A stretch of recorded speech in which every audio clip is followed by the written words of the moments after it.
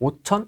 네. 5천에서 한번 끊어볼까요? 네. 5천 이하라고 하면은 저 같은 경우는 서울에서는 서울의 외곽밖에 안 돼요. 현실적으로 봤을 때. 그렇다면은 서울에서 외곽 중에서도 뭐 금천구 이런 동네 같은 경우는 동네가 전체적으로 이제 개발이 되려고 준비를 하고 있고 신안산선이 이제 지금 착공 준비를 하고 있는 단계다 보니까 마을 전체가 좀 서울의 외곽이긴 하지만 그래도 한번 작은 돈으로 뭐 2천, 3천 이런 돈, 5천 이하로 한번 노려볼 수 있는 곳이 될 것 같고요. 그리고 뭐 광진구 같은 경우 하더라도 뭐 구이동 이런 동네가 있는데 네. 이런 동네 같은 경우는 금천구보다 입지가 좋지만 아직 재개발을 추진하는 움직임이 없거든요. 하지만 동네 자체가 굉장히 낡아 있단 말이에요. 그러다 보니까 이런 곳들은 분명히 움직임이 있을 거예요.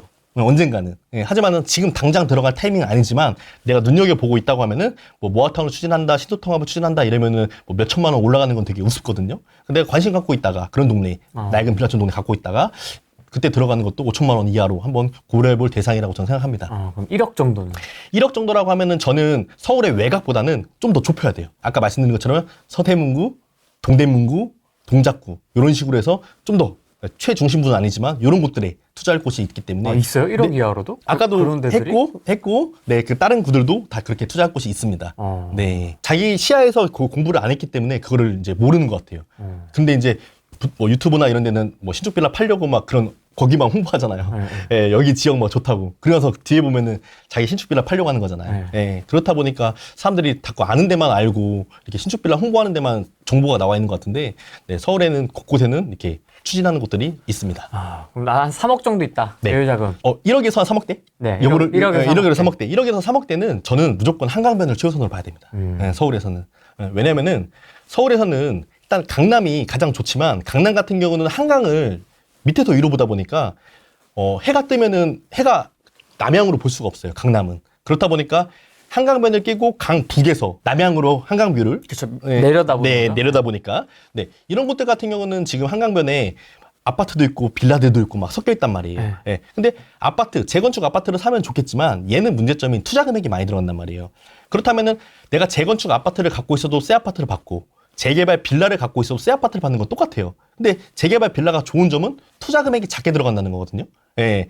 그래서 이 작은 투자금에서 한강변 위쪽으로 해서 1억에서 3억 정도 사이면은 투자할 곳이 많이 숨어 있습니다. 그래서 저는 이런 곳을 우선순위로 무조건 봐야 된다고 생각합니다. 그럼 3억에서 5억. 3억에서 5억이라는 입지를 최상단으로 가야 됩니다. 용산으로 가야 됩니다. 용산으로. 네, 용산으로 가야 되고요. 용산 같은 경우는 사실 뭐 GTX가 들어오고 전철이 들어오고 신경을 안 쓴다 그래요. 네, 개발 호재가 너무 큰 게 많다 보니까 그렇다 보니까 저도 용산이 앞으로 너무 많이 좋아질 거라는 생각에는 네, 동의하는 부분입니다. 실제로 좀 용산에서 그런 움직임들이 계속 있습니까? 추진되고. 많습니다. 몇십 개. 네. 왜냐면 용산 얘기를 몇 년 전부터 10년 전부터 들어와서 네, 조금만 기다리십시오. 지금 진짜 하나씩 되고 있습니다. 지금 용산. 뭐가 되고 있는지 네. 소식을 제가 듣지 못해서 관심 있게 보고 있지 않아서. 네. 그리고 제가 갖고 있는 재개발들도 지금 완성된 게 아니고 완성된 건 지금 하나밖에 없잖아요. 근데 가격이 오른 이유는 그 희소 가치에 대해서 기대감 때문에 그런 거거든요. 그럼 내가 기대감이 오르면 이걸 20, 30년 갖고 있는 게 아니라 중간에 팔면 되니까 용산이라는 도시는 수요 대기가 너무 많아요. 네, 그러니까 지금 가격도 올라간 거고. 근데 저는 우리나라 서울 부동산 중에서도 양극화가 또 된다고 보거든요. 서울과 지방과 양극화가 되지만 서울 중에서도 양극화가 된다고 보는데 그 최중심에는 바로 용산이라는 곳이 있다고 생각합니다. 용산, 강남, 그 외에 뭐 이렇게 나누시는 건가요? 네, 거의 뭐 근데 강남이 1등이고요. 네, 그다음 이제 따라오는 건 용산. 네, 그다음은 이제 한강변. 이렇게 보고 있습니다. 지방 재개발은 그러면 지방 재개발은 이런 개념입니다. 굳이 서울이 있는데 왜 굳이 지방을?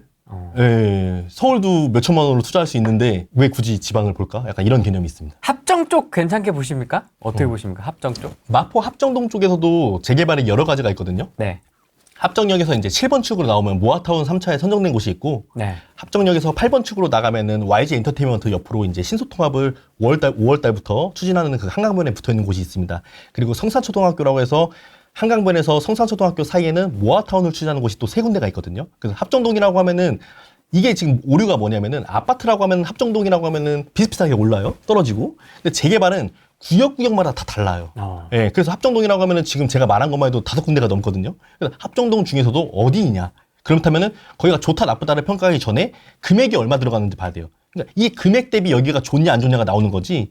네. 예를 들어서 뭐 용산보다 더 안 좋을 수도 있겠죠. 네, 하지만 그 금액이면 과연 여기가 적절한가 이거를 잘 봐야 될 것 같습니다. 군자동 모아타운. 네, 군자동 모아타운이라고 하면은 군자동이라는 자체가 서울에서 이제 중간 입지가 아니거든요. 네. 조금 살짝 서운한 입지일 수가 있습니다. 네. 어디나에 비교에 따라 다르겠지만 네. 그러니까 군자동 모아타운에 투자할 돈이면 다른 데가 더 좋은 데가 많다고 생각합니다. 아까도 모아타운에 대해서 말씀드렸지만 네. 예, 이왕이면은 신소통합을 우선적으로 보는 게 맞고요. 네, 모아타운을 보시고 싶다고 하면은 입지가 정말 더 좋은 입지로 예, 올라가셔야 됩니다. 일단 최선순위로 보시는 건 어쨌든 일반 재개발이시네요. 네, 맞습니다.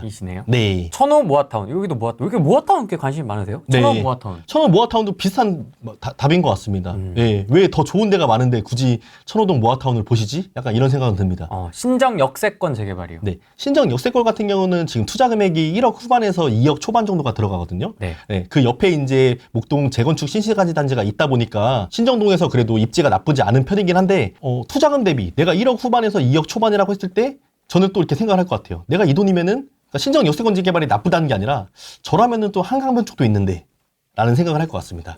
노량진 7구역. 네. 이런 것들 같은 경우는 노량진 같은 경우는 지금 우리나라 뉴타운 중에서 거의 해제가 없는 노량진 뉴타운이기 때문에 네. 이런 것들은 사실 너무 좋죠. 근데 투자금 자체가 너무 비싸다 보니까 네, 이건 들어갈 수 있는 사람들은 아무래도 한계가 있을 것 같습니다. 재개발 빌라 소액 최소 투자금은 얼마일까요? 네.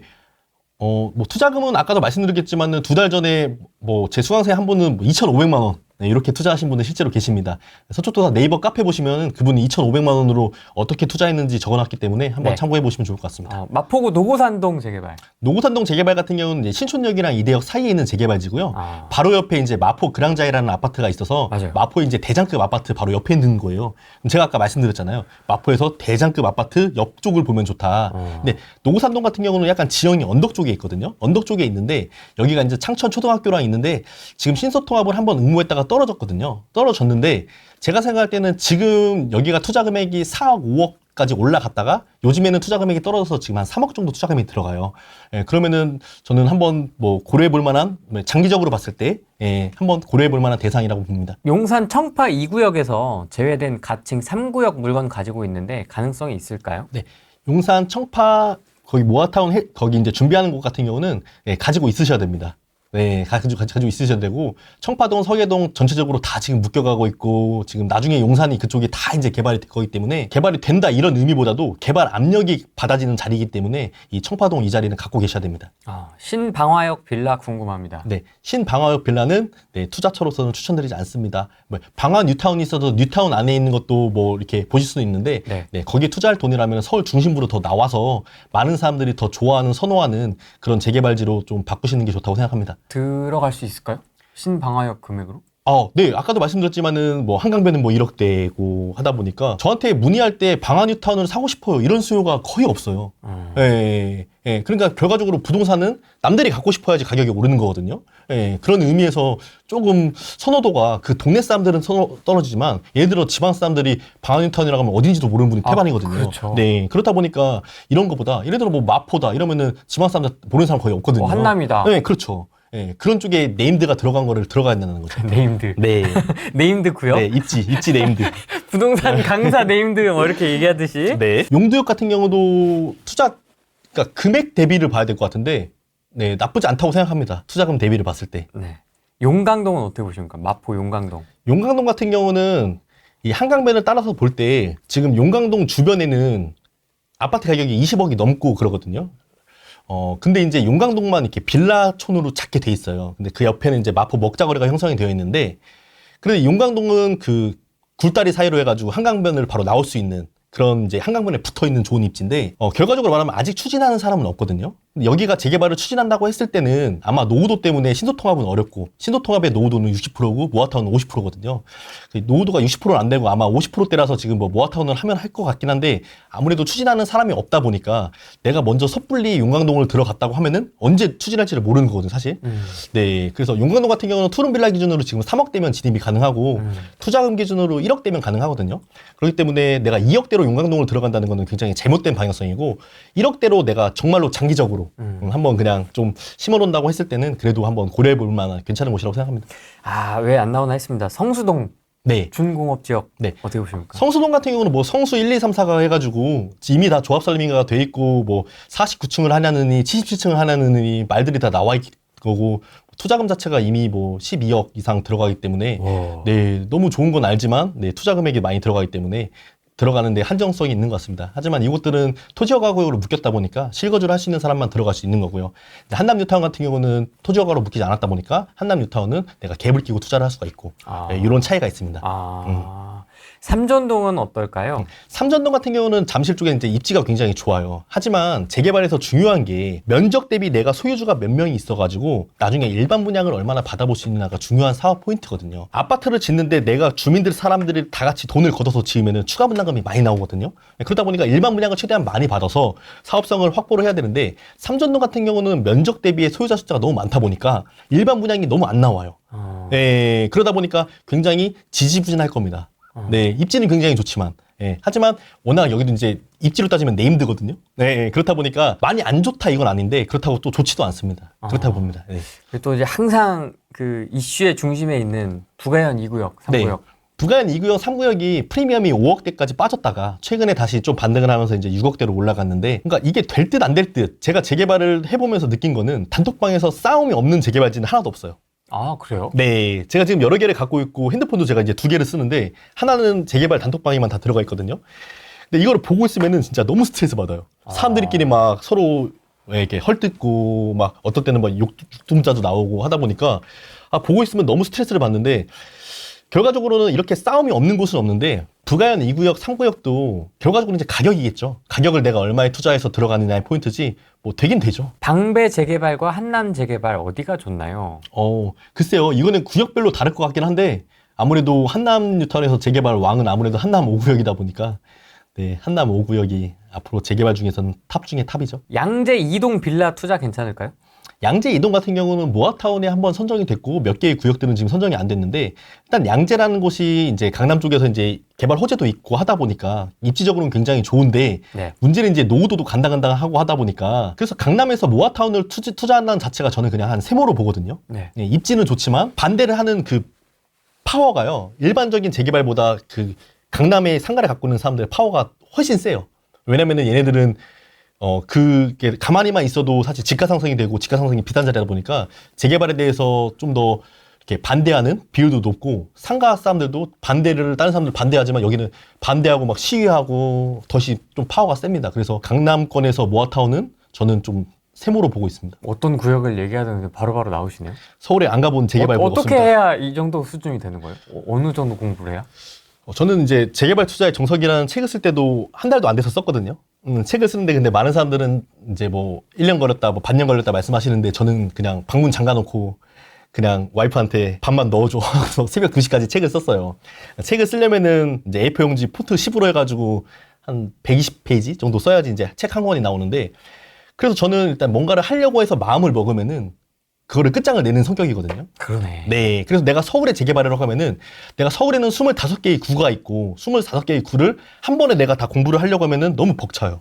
그럼 저도 벅찰 것 같은데, 저는 어떤 식으로 공부를 했냐면 이번 주는 내가 뭐 용산만 해야지, 아니면은 뭐 이번 달은 내가 마포만 해야지, 뭐 이번 달은 영등포만 해야지, 이런 식으로 해서 그 달마다 구를 다 깨쳐버렸습니다. 그래서 실제로 다 이제 임장도 가고 지금도 이제 임장 스터디를 통해서 서쪽도사 카페 회원들이랑 이제 매달 한 번에서 3번 정도 임장 스터디를 하면서 또 회원들이랑 현장에 나가가지고, 또 나가려면 어떻게 해요? 내가 미리 공부를 해야 되나, 제가. 예.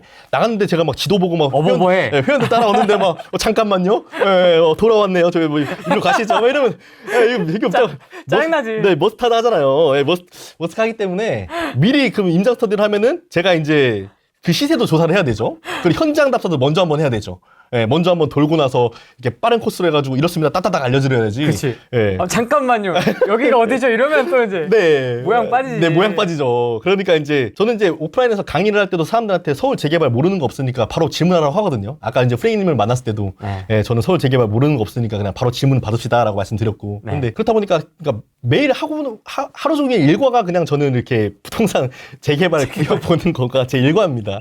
예, 그래서 저는 뭐 이게 그냥 취미처럼, 네, 투자를 취미처럼 계속 이렇게 가까이 두고 보는 것 같습니다.